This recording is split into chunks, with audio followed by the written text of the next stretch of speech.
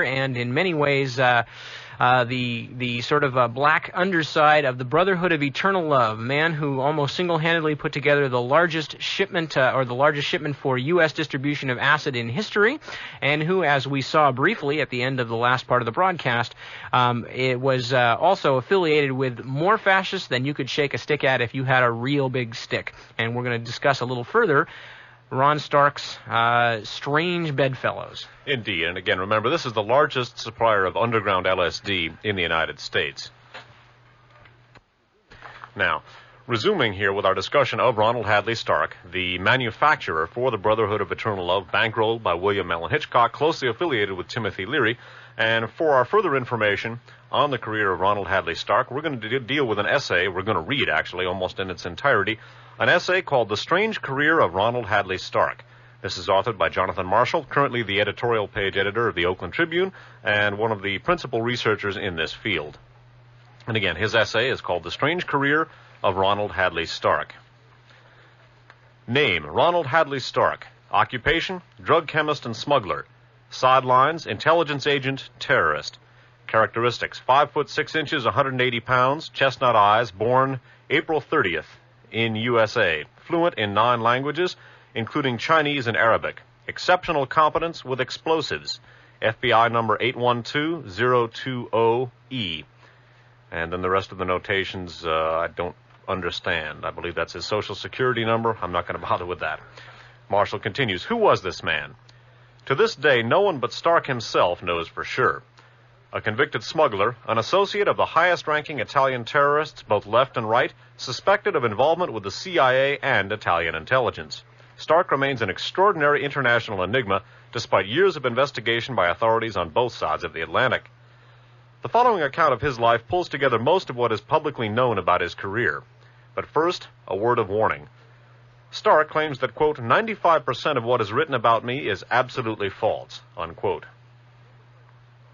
The paper trail on Stark begins with his first entry in an FBI file on the 24th of September 1962 for filing a false declaration to gain a U.S. government position.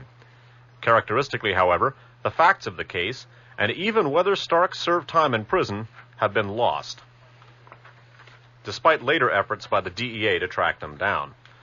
Stark left the United States for Europe in the late 1960s.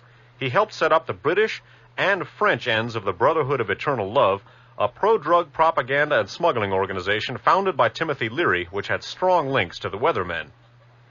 The American end supplied money. The European side manufactured extraordinary quantities of LSD, hundreds of millions of dollars worth, and shipped it illicitly to the U.S. beginning around 1968.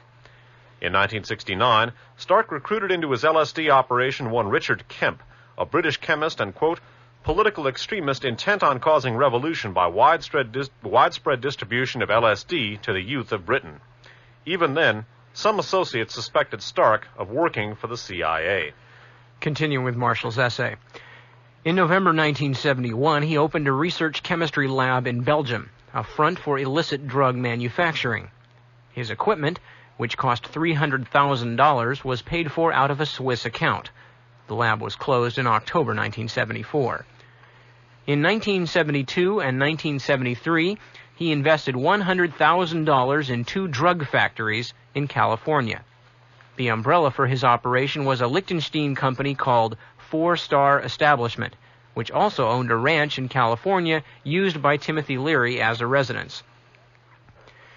Investigating his case was the U.S. narcotics agent Thomas Angioletti, and we'll go back to Angioletti in a second, who reported as early as 1971 that Stark had, quote, opened a laboratory to investigate producing LSD. In 1973, he was indicted in California on drug charges, but no extradition request was ever sent. At the trial, defense attorneys for the Brotherhood of Eternal Love remarked on Stark's multiple identity. They entered a document citing different witnesses who knew Stark previously as a doctor, a chemist, a millionaire, and as a secret agent of the U.S. government. By the way, the U.S. narcotics agent Thomas Angioletti investigating Stark's case, according to Marshall's footnote, Angioletti was the agent who, quote, ran Syrian Guns for Drugs kingpin and Banco Ambrosiano intimate Henri Arsène Arsène had business dealings with, among others, Sicilian mafia boss Gerlando Alberti and the Red Brigades. We should mention real quickly about Arsène that those of you who did not get to hear the Mediterranean Merry-Go-Round shows known in the RFA archives as the Who Shot the Pope series, that Henri Arsène is a very important person. He headed up the world's largest guns for drugs network known as STIBAM, S-T-I-B-A-M. At the same time, he was being run, as they mention, as a DEA agent. The DEA even helped Arsène to obtain quantities of illicit chemicals for various purposes. Now, STIBAM was intimately connected with the Banco Ambrosiano, the largest Italian private bank, run by Roberto Calvi, who was a member of Licio Gelli's P2 Masonic Lodge Front for a Fascist Government. Roberto Calvi himself, a fascist banker, an intimate of Michele Sindona, another man with connections both to the fascist milieu and also the CIA. And Henri Arsène's operation STIBAM operated directly with Banco Ambrosiano and the P2 to further the political aims of the P2's essentially fascist bankers, military men, intelligence officials who had permeated every rank of Italian government. And they ran operations all over the world on behalf of fascist politics, propping up fascist governments, starting fascist insurrections in countries that were governed by non-fascists. And all of this was supported to a large extent by STIBAM's guns and drugs operation. So we have, just by perhaps a strange coincidence, the man investigating Ron Stark for the DEA is also the man who just happened to run Henri Arsène, the Syrian drug lord who was heading up the operation that worked so very closely with the same Italian fascists that Ron Stark just happened to be in close contact with. Also worked very closely with U.S. intelligence, and there's considerable question as to whether the STIBAM arms for drugs ring was involved with the Iran-Contra arms operation. We're going to be talking about that in our Radio Free America series about that. By the way, the information about Angioletti, his relationship with Arsène, and STIBAM's connections not only to the shooting of the Pope but also to American and Western intelligence, we cover that in Radio Free America shows numbers 20 and 25. Continuing with Marshall's essay. Official investigations of the Brotherhood of Eternal Love Network continued in the U.S. and Great Britain into the late 1970s. The American end of this syndicate was eventually discovered to be heavily involved in arms dealings, particularly in British Leopard tanks, a Middle East favorite, and, quote, vast quantities of small arms ammunition, unquote. And by the way, a lot of the footnotes in Marshall's essay are taken from a British book about the Brotherhood of Eternal Love called Operation Julie. It's authored by Dick Lee and Colin Pratt, published in London in 1978. That is a book which hopefully we'll be able to get our hands on at some point in the future. And the Operation Julie, by the way, it was what the bust breakup of the Brotherhood of Eternal Love was called, named for the British policewoman who infiltrated the organization. But that's where much of Marshall's information comes from. Again, resuming the narrative, the American end of this syndicate was eventually discovered to be heavily involved in arms dealings, particularly in British Leopard tanks, a Middle East favorite, and vast quantities of small arms ammunition. Stark remained in Europe. Between 1972 and 4, he owned a hovel in Florence.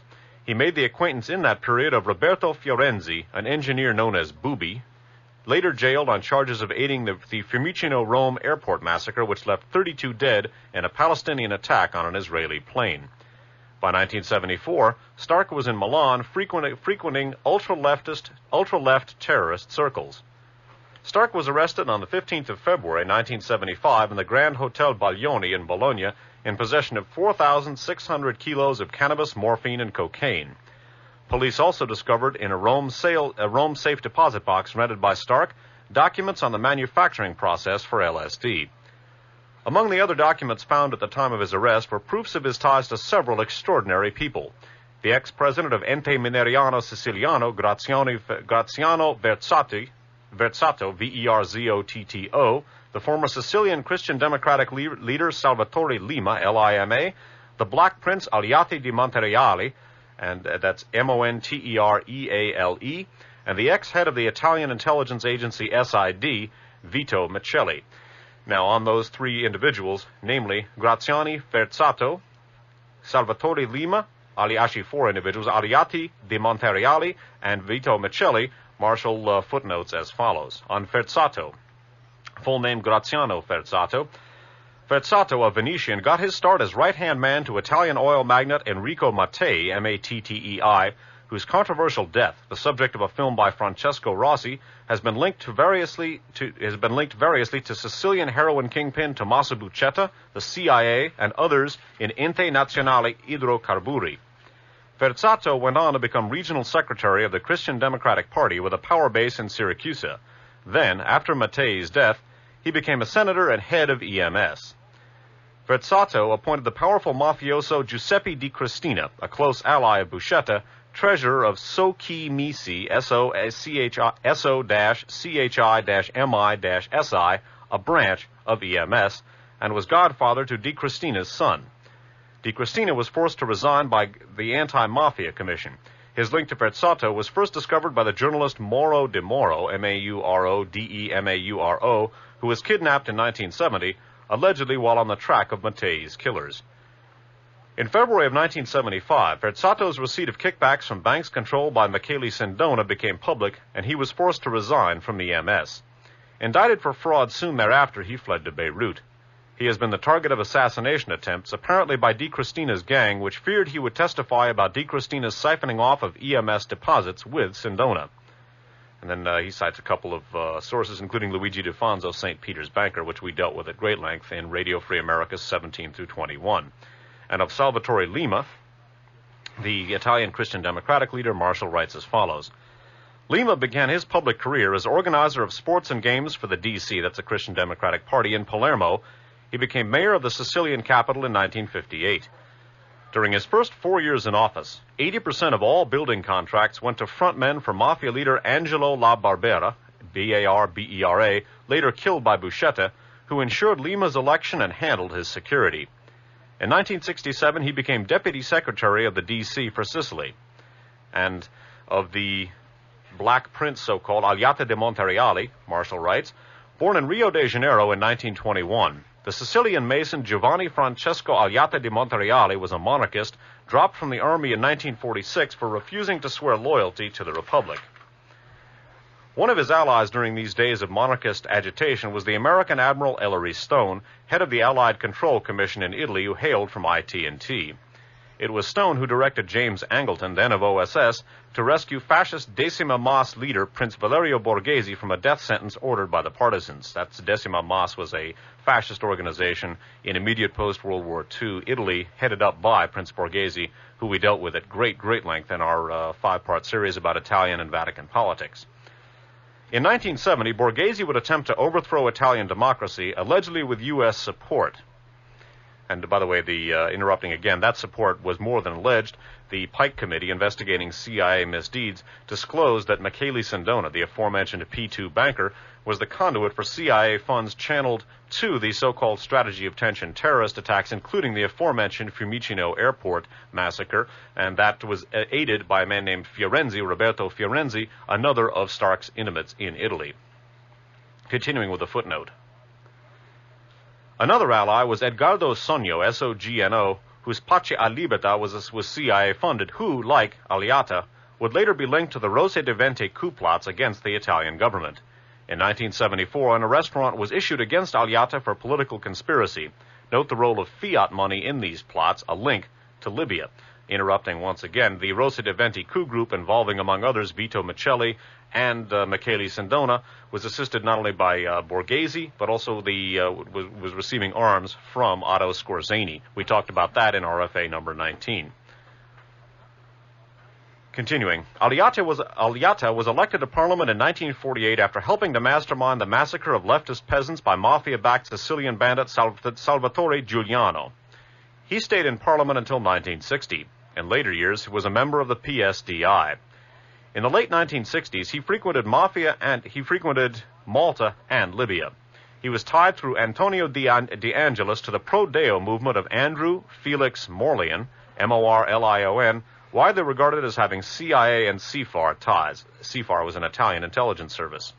Alliata was a leader in the Grand Lodge of Italy, Piazza del Gesù, reborn 1952, along with Francesco Bellantonio, B-E-L-L-A-N-T-O-N-I-O, brother-in-law of P2 member and Rose de Venti plotter Michele Sindona.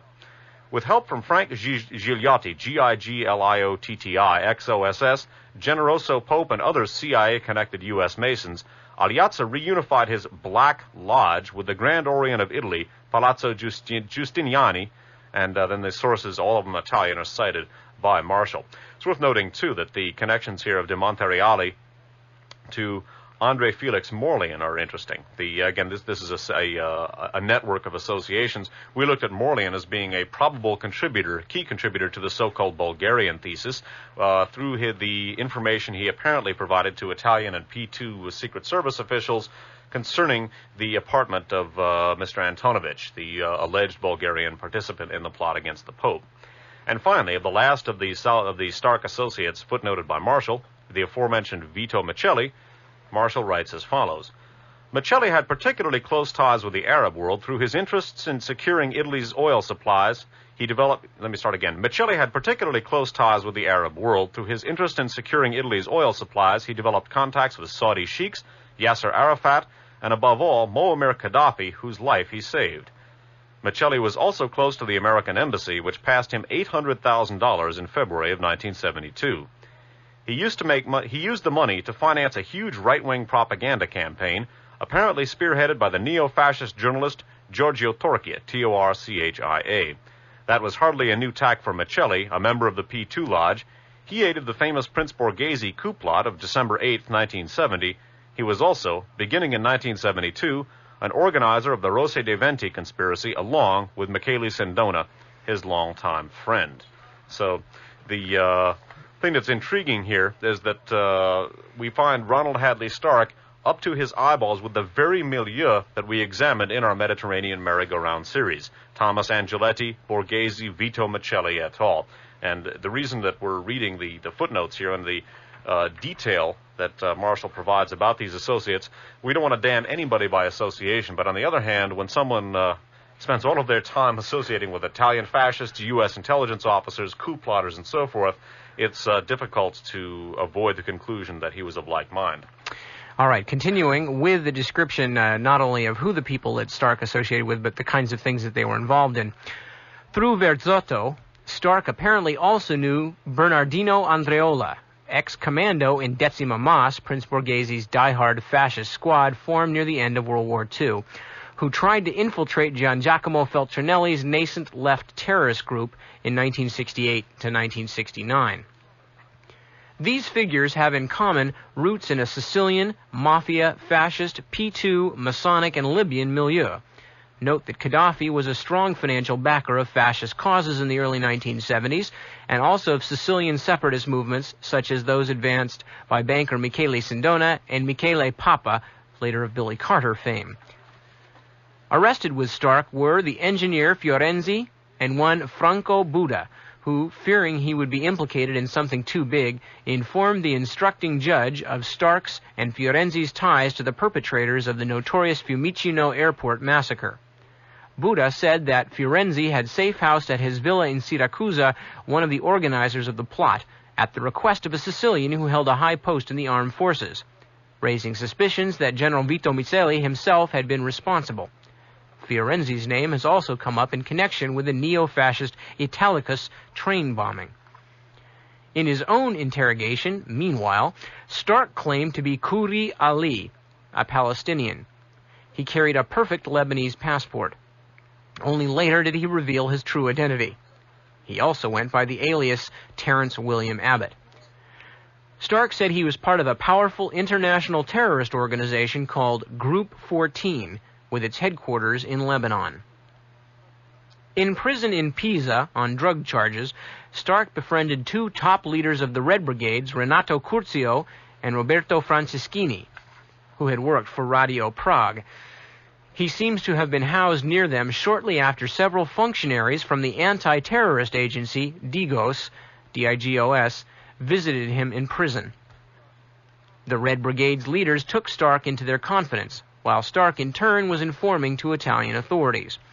In April 1976, he revealed to the chief prosecutor of Pisa, Giotto Ladu, that he learned from Renato Curzio of plans to kill Judge Francesco Coco. That's right, of course, yes, Judge Francesco Coco, and to kidnap a leading Roman politician. The information wasn't passed on. Coco was killed in Genoa on June 8 by the brigades. Aldo Moro may well have been the other victim. Continuing. Transferred to a jail in Bologna, Stark gained the confidence of Enrico Paghera, Paghera, a leader of Azione Rivoluzionario, a left anarchist terrorist organization heavily composed of foreigners. Red Brigade's leaders had encouraged Paghera to get in touch with the American, whom they knew as a Palestinian. Stark impressed Paghera with his extraordinary intelligence, confidence, money, and contacts.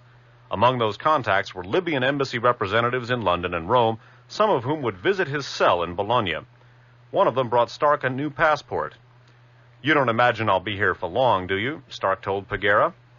Stark helped Paghera escape from prison by conspiring with a prison warden to fake a medical emergency for Paghera's mother. The aim, Stark said, was to lock the Italian up with an international terrorist organization that would attack embassies. Stark had claimed to be a business representative of the most powerful person in Lebanon, one who has 60,000 men at his command. The figure in Acid Dreams, by the way, was 6,000. This leader was the Shiite head of Al-Amal, the Imam Musa Sadr, that's Moussa-Sadr, who disappeared at the end of August 1978 on a flight from Tripoli to Rome, apparently in an operation ordered by the Libyan Secret Service. The Imam controlled a military camp a few kilometers from Baalbek, where Stark directed Paghera to go. Stark had instructed Paghera also to contact, quote, the director of M. Saudi Banca Nazionale Tripoli, Libya. He was, in fact, president of the Libyan Arab Foreign Bank, which holds about 10% of fiat stock for Gaddafi. Let me read that last sentence again. The Imam controlled a military camp a few kilometers from Baalbek, where Stark directed Paghera to go. Stark had instructed Paghera also to contact, quote, the director of M. Saudi Banca Nazionale Tripoli, Libya. He was, in fact, president of the Libyan Arab Foreign Bank, which holds about 10% of fiat stock for Gaddafi. Paghera was arrested in Lucca on the 19th of April, 1978, less than a month after Aldo Moro's kidnapping with 4 other terrorists, the Calabrian Pasquale Vocaturo, Vocaturo, the Roman Renata Bruschi, Bruschi, the Spaniard Luis Jose Coelho, Cuello, and the Chilean Ernesi Reyes Castro. This led to new terrorism charges against Stark, from whom the Bologna magistrate. There was parts of this essay are sort of obscured. The printing isn't the best. This led to new terrorism charges against Stark from the Bologna magistrate on 11th of October, 1978. Finally, Stark also befriended while in jail Maurice Bignami, Bignami, who went into hiding in September of 1970 after working in the same office with 2 others accused of ties to Prima Linea.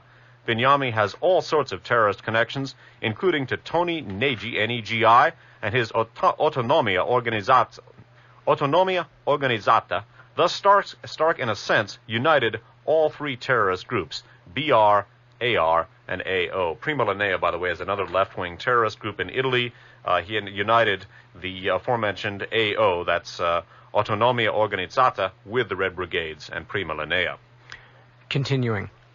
But was Stark all the while working for the CIA as an agent of infiltration? Throughout his prison stay, he received letters from various American diplomats. Charles Adams from the London Embassy addressed him as Dear Ron. He regularly received Wendy M. Hansen, a functionary of the American consulate in Florence. And, though accused of crimes in the United States, his extradition was never requested. Stark, like American authorities, denied that he was a CIA agent.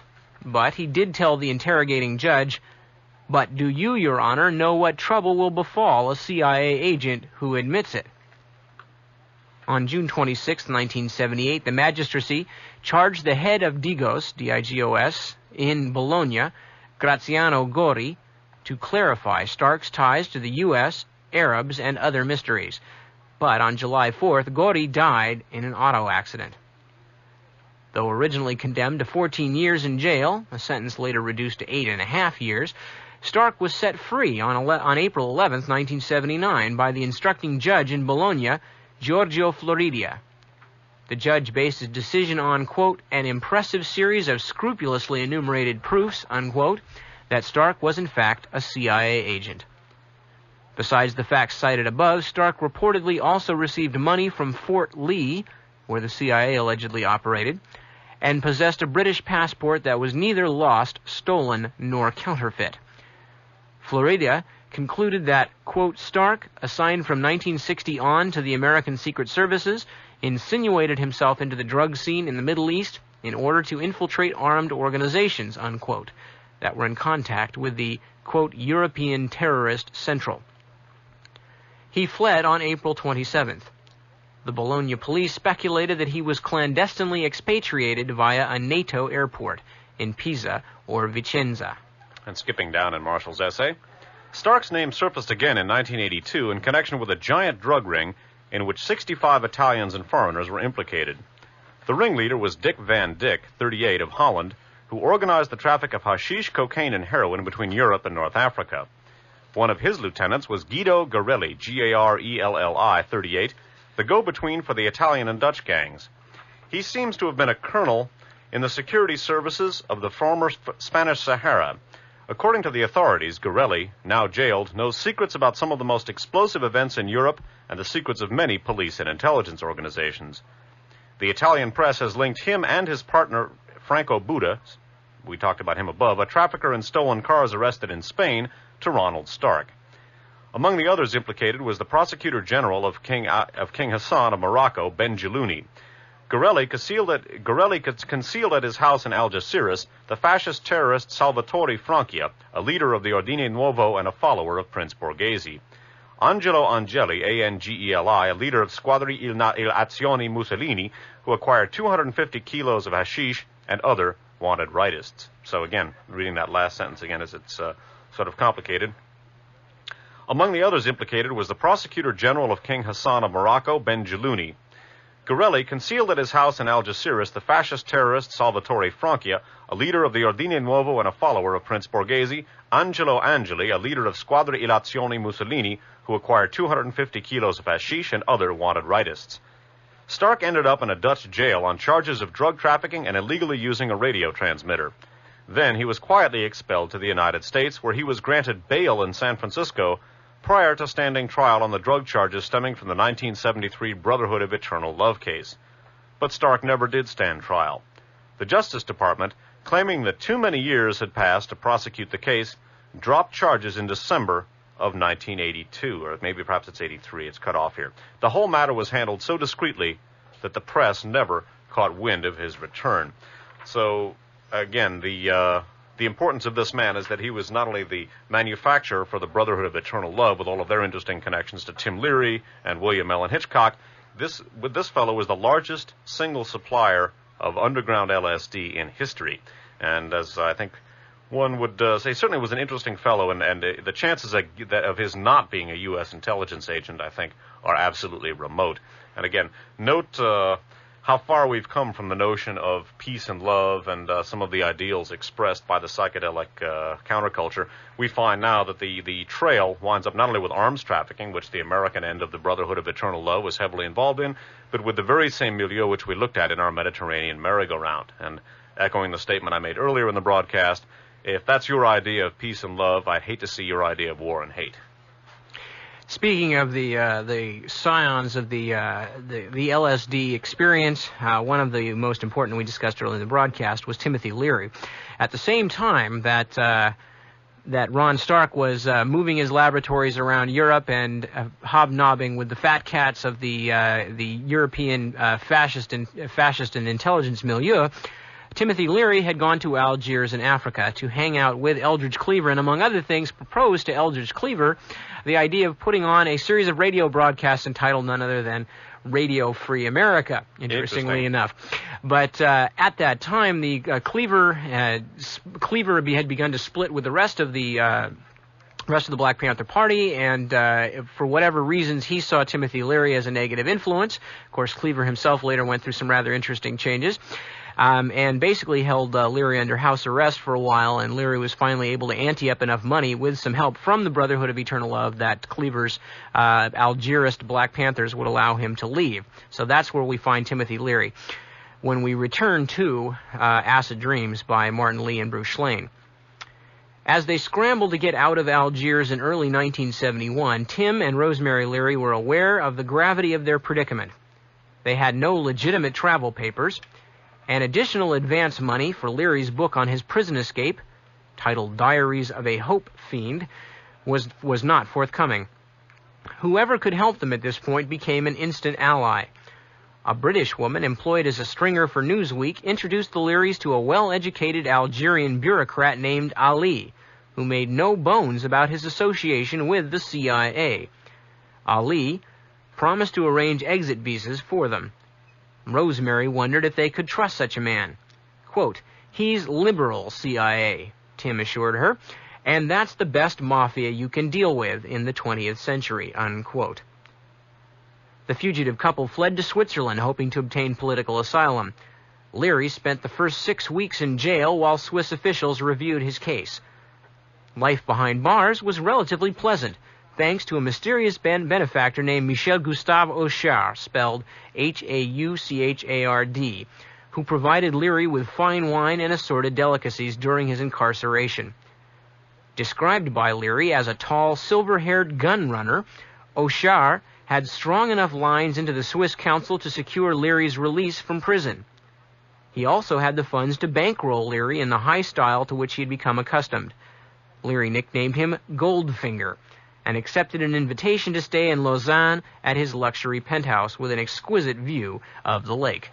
So that's an interesting person for Tim Leary to have received assistance from while he was in prison. It's also interesting that he would make the comment about this fellow Ali, that he was liberal CIA, and that's the best mafia you can deal with in the 20th century. And again, bear in mind Ronald Hadley Stark, William Mellon Hitchcock, and the other intelligence connections to the Brotherhood of Eternal Love. Remember earlier our talking about Mary Pinchot or Pinchot and her apparent death at the hands of the quote liberal CIA wing at the very same time that she was having frequent contacts with Timothy Leary over the subject of LSD, and wonder where Timothy Leary got the idea that the liberal CIA was the best mafia that you could find to hang out with in the 20th century. It's also worth noting that Philip Graham of the Washington Post was interned at Chestnut Lodge after beginning to become disenchanted with the Operation Mockingbird, the CIA's habit of using and recruiting journalists. And shortly after being Chestnut Lodge was where Dr. Frank Olson was incarcerated, described as a sort of a mental hospital for former CIA agents staffed by CIA people.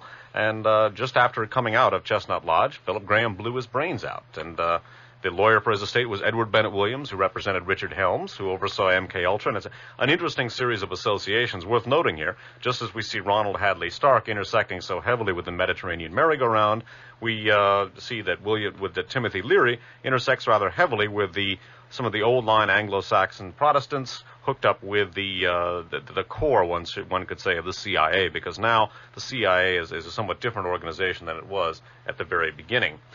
An interesting thought, and something which is going to kick off the last part of our discussion concerning the CIA and LSD, was provided on the Brotherhood of Love by Henrik Kruger.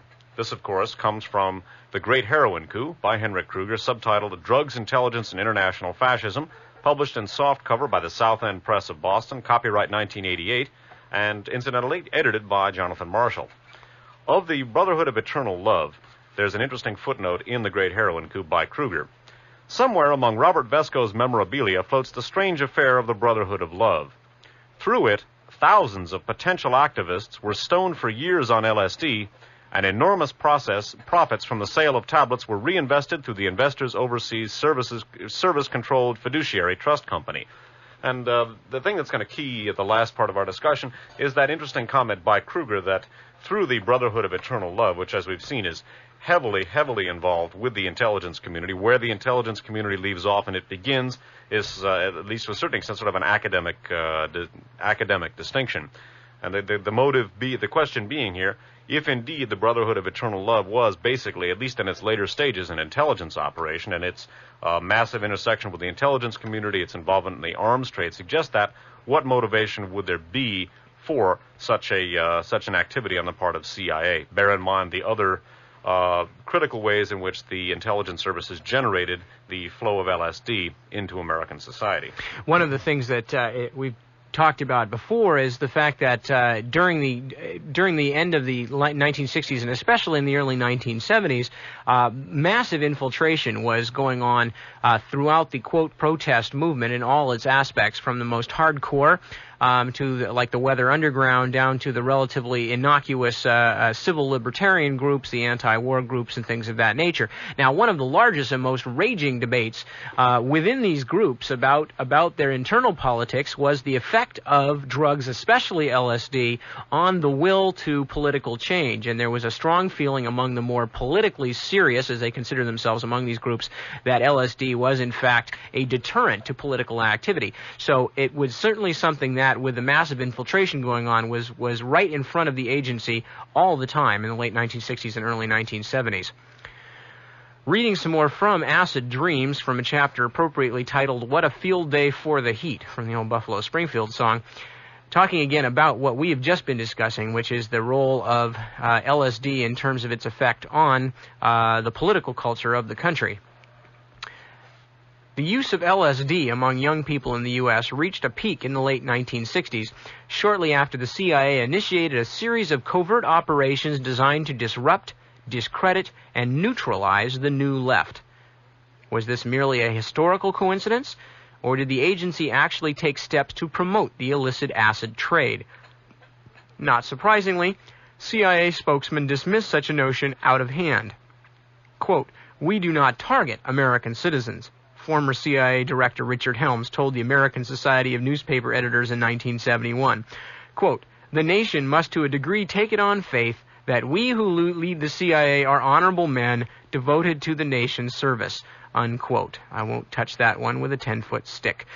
Helms' reassurances are hardly comforting in light of his own role as the prime instigator of Operation MK Ultra, which utilized unwitting Americans as guinea pigs for testing LSD and other mind-altering substances. During Helms' tenure as CIA director, the agency conducted a massive illegal domestic campaign against the anti-war movement and other dissident elements in the U.S. The New Left was in a shambles when Helms retired from the agency in 1973. Most of the official records pertaining to the CIA's drug and mind control projects were summarily destroyed on orders from Helms shortly before his departure. The files were shredded, according to Dr. Sidney Gottlieb, chief of the CIA's technical service staff, because of, quote, "a burgeoning paper problem." Lost in the process were numerous documents concerning the operational employment of hallucinogenic drugs, including all existing copies of a classified CIA manual titled, quote, "LSD, Some Unpsychedelic Implications," unquote. What was Helms trying to hide? The wholesale destruction of these memoranda suggests there may have been a lot more to the CIA's LSD program than the revelations that came to light during the post-Watergate house cleaning of the mid-1970s. Of course, it's highly improbable that the CIA would ever have drawn up a, quote, "smoking gun" document describing the details of a plot to dump millions of hits of acid on the black market. Reading again from Acid Dreams. An Italian parliamentary commission recently issued a lengthy report on domestic terrorism that included a section called The Case of Ronald Stark, unquote. The commission asserted that Stark was an adventurer who was used by the CIA, but proof as to exactly when his espionage exploits begin is hard to pin down. If Stark was connected to the CIA from 1960 on, as Judge Floridia suggested, then the entire Brotherhood operation, with its far-flung smuggling and financial networks, must be reinterpreted. Continuing. It could have been that he was employed, quote, "It could have been that he was employed by an American intelligence agency that just wanted to see more psychedelic drugs on the street," Scully acknowledged. Then again, he might have tricked the CIA just like he fooled everyone else, unquote. That should be taken with a grain of salt. Yes. Reflecting upon the 60s, a surprising number of counterculture veterans endorsed the notion that the CIA disseminated street acid en masse so as to deflate the political potency of the youth rebellion. Quote, "LSD makes people less competent," contends William Burroughs. "You can see their motivation for turning people on. Very often it's not necessary to give it more than just a little push. Make it available, and the news media takes it up, and there it is. They don't have to stick their necks out very much." Burroughs was one of the first to suspect that the acid craze of the 1960s might have been a manipulated phenomenon. an opinion shared by John Sinclair, the former White Panther leader, who once sang the praises of LSD as a revolutionary drug. Quote, "It makes perfect sense to me," Sinclair stated. "We thought at the time that as a result of our LSD-inspired activities, great things would happen. And of course, it didn't. They were up there moving that stuff around," I just cut that word, "down on the street, nobody knew what was going on," unquote. And again, bear in mind Henry Kruger's, his rumination that thousands of potential activists were kept stoned on LSD. An interesting comment on the effects of LSD by the CIA is recalled here in Acid Dreams. As one CIA document instructed, quote, "Whatever reduces integrative capacity may serve to increase the possibility of an individual being overwhelmed by frustrations and conflicts hitherto managed successfully," unquote. So that essentially is something to mull over as we evaluate possibly why the CIA might have been interested in distributing LSD to its political opponents. In this case, elements of the anti-war movement and New Left. Okay, now another section from Acid Dreams. They're talking about the fact that when LSD was first introduced into the above-ground culture, in many places, specifically in Europe, that it was used as a form of therapy for basically aiding people with what they call psychoexploration, with true psychiatric therapy. But then they're contrasting that with what happened in the United States and Canada, in North America. A different approach, right, Lee and Schlane, a different approach caught on more quickly in Canada and the United States. Psychedelic therapy, developed by Captain Al Hubbard and popularized by Dr. Humphrey Osmond, was geared toward achieving a mystical or conversion experience. The procedure involved high dosages of LSD, precluding any possibility that the patient's ego defenses could withstand psychic dissolution. Now, that's a key phrase right there. The procedure involving high dosages of LSD precluding any possibility that the patient's ego defenses could withstand psychic dissolution. Well, folks, I don't think anybody out there has to have psychic dissolution explained to them. This is not disillusion, but dissolution, meaning to dissolve the psyche. And again, recalling the other CIA assessment of LSD, and bear in mind that Humphrey Osmond worked with some of the CIA's researchers. He was part of the CIA-funded and supervised LSD research project. Al Hubbard, of course, the Johnny Appleseed of LSD, a lifelong U.S. intelligence agent. And bear repeating the phrase from the CIA document. "Whatever reduces integrative capacity may serve to increase the possibility of an individual being overwhelmed by frustrations and conflicts hitherto managed successfully." Something to think about as a possible motive for the CIA spreading this drug into society. Returning again to Timothy Leary. The use of acid in a recreational context is a far cry from how the LSD pioneers of the 1950s, both the spies and the doctors, originally envisioned its future. It was Timothy Leary who first spoke of LSD in terms of hedonic engineering, unquote. He promoted acid as a sacrament of play, the drug of homo ludens. "The American people today are quantum jumps more sophisticated," Leary said recently, "about consciousness, about the nervous system, about self-actualization and self-indulgence, about pleasure being itself a reward. Pleasure is now the #1 industry in this country. Recreational travel, entertainment, sensory indulgence. There's no question about that being #1. Now that was my goal." And again, once you think about Leary's comments and think about the notion of LSD inclining one toward mystical conversion and so forth, and ask yourself, and it's something we obviously don't have the answer to, but to what extent the CIA's field research on LSD led them to conclude that by promoting LSD use, it would propel a society in this direction, not only propelling people in the direction of mysticism and recalling our work on cults and mind control and the CIA's mind control program, specifically Radio Free America shows 6 and 7, and also thinking about the Reagan era, I guess one could say, the 80s, the me generation and the tendency of people, certainly people, I guess one could say that people have always been selfish, but with the enormous crises facing us in the world today and the preoccupation of so many of the so-called boomers with their BMWs or their trips to Club Med trips or what have you, again, I think it's worth asking ourselves to what extent the CIA's field research gave them the information that promoting the use of a drug like this would incline a social group in that direction.